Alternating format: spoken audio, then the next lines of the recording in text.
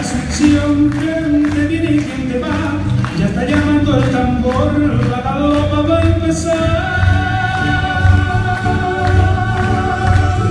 Desde febrero llegó el patrón señor San Blas, ameniza la función, la banda de Trinidad. Debajo de la enramada ya está formada la rueda y salen las galoperas, la galopa a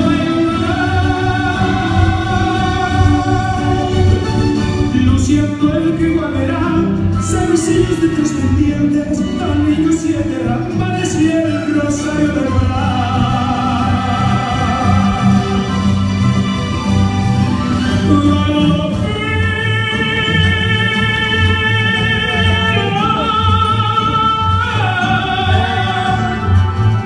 baila tu danza hechicera.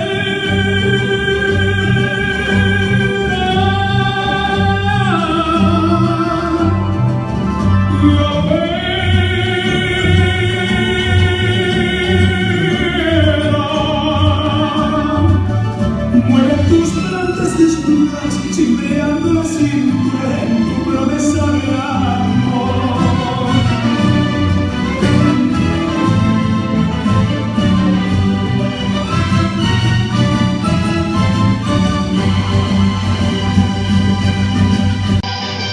La morena galopera de la estirpe indolatina luce 2 trenzas floridas y viste de collar.